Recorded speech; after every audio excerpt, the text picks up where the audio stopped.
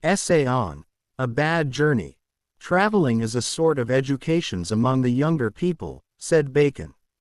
Perhaps he had a disappointing journey in his mind. For it gives more experience and enables to develop more courage. Hazlitt, in one of his essays, says that a journey becomes enjoyable if one hopes to get a good meal and a good rest after a tiring journey, and adds that traveling hopefully gives the maximum happiness. Perhaps he had no experience of a disappointing journey, which is more instructive. It was a day of disappointments.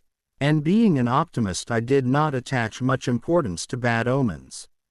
First of all, the auto one hired to the railway station rattled noisily and emitted more smoke than an ordinary vehicle can.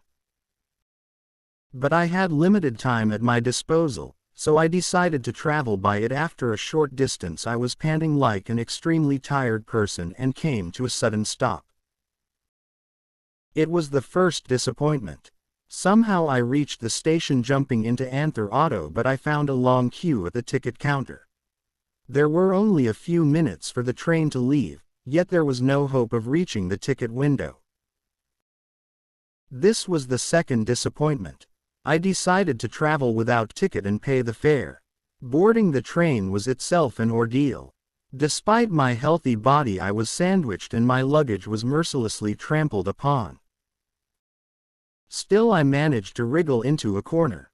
There I found some persons smoking cigarettes, and I could not rather stand that smell, nor could I move an inch. I covered my nose with my handkerchief, but the bad smell was choking me. As expected, the ticket checker came and I willingly told him about my inability to buy the ticket. He